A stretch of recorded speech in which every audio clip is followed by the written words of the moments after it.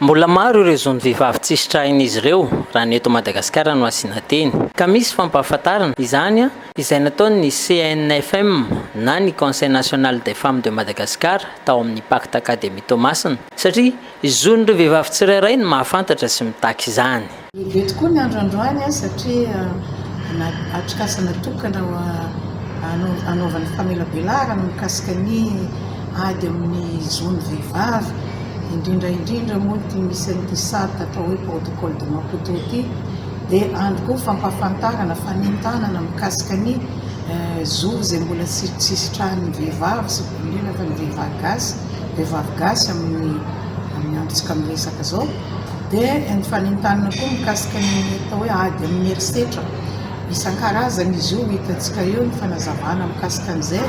herisetra mifototra amin'ny mahalahy na amin'ny mahavavy zany hoe tsy ny vehivavy ihany koa ny tratran'ny herisetra fa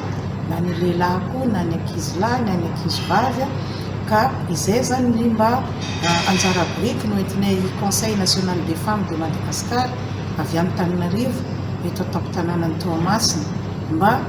samby mba hisitraka an'izay koa ny fahalalana zay ny vehivavy eto an-tampon Toamasina. Liana tamin'ny famelabelaran-kevitra ireo karazana fikambanam-behivavy aty amin'ny faritra Atsinanana izay mandrafitra ny FEDAFTO na ny Fédération des associations des femmes de Toamasina ka nahatonga solotena maro ary samy vonona ny hijoro anoho ny fitakiana izay efa natomboka hatry ny ela izy ireo na dia misy aza ny sakana ho amin'izany. Azo lazaina efa maro ny dingana arak'izay nataon'ny firenentsika mba hahatonga ny vehivavy hisitraka ny zony. Rahantsika mahafantatra nefa ny fa mbola misy zo maromaro izay tsy mbola sitrahan'ny vehivavy izay nisian'ilay fitakiana izay isan-taona moa zany nisian'izay kanefa tsy niandry amin'ny isan-taona izay fa amin'izao fotoana izao izay isorana ny Conseil national de femmes izay tonga dia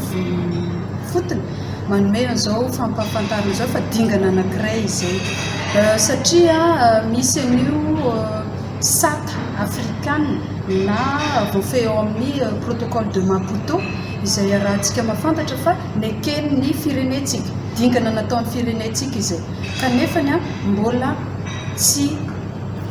isitrahana izy satria nahoana mbola tsy ratifie mialatsiny amin'ilay fiteny vahiny fa tsy ratifie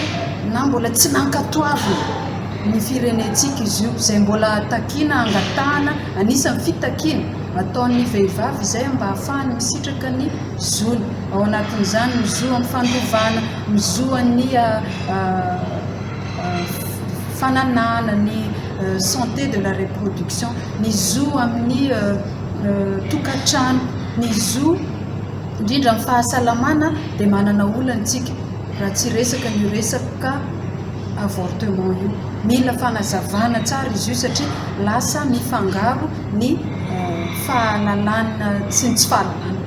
dia izao mihitsy ny anton'izao atrikasa izao ampafantatra bebe kokoa nefa fantatra sy hitarika ihany koa ny fitondram-panjakana izay tsy maninona avy ety amin'ny faritra Atsinanana no isian'izay ratification izay. Misy sakana ilay izy dia ao amin'ny article 14 io sata africaine na protocole de Maputo io dia misy lalàna maromaro andalana lalàna maromaro miisa 2 mahery kely eo dia andalany anankiray article 14 izay resaka an'io violence basée sur le genre, les viols et l'ITG ou l'interruption thérapeutique de la grossesse io no olana satria tsy mazava amin'ny ataontsika hoe besiny maro le izy kanefa zo izay tokony hisitrahan'ny vehivavy. Ny ministera am-ponina izay mpiahy azy ireo dia manohana izao hetsika izao ary efa nanao dingana maro samihafa sy nitady fiarah-miasa amin'ireo ministera rahavavy izay azo lazaina ho ratsy mangaiky amin'ny famaliana sy fisitrahan'ny vehivavy malagasy ny zon'izy ireo feno. Amin'ny ministera am-poninanay ady lehibe ny fiarovana zon'ny vehivavy sy lehilahy amin'ny herisetra mifototra amin'ny mahavavy sy ny nono mahalany lehilahy. azo lazaina hoe dinganao andehibe ho an'ny faritra Atsinanana aloha voalohany indrindra ny atrikasa ohatran'izao. Manarak'izay raha ny ministera amponina manokana no resana dia efa voasokajy ary voalaza tokoa fa ny ministera amponina dia miara-miasa amin'ny olona rehetrarehetra, izany hoe collaboration no voalohany indrindra. Ny asa zany ny fiadivana amin'ny herisetra dia tsy vita ny ministera amponina ihany fa tsy maintsy arahana manodrindra sy arahana miaraka amin'ireo association maro sy ny toy zareo amin'ny CNFM koa. Efa misy dikana nataon'ny ministera amponina, misy ny resaka manuel de procédure entina miasa iarahana amin'ireo ministera maro samihafa dia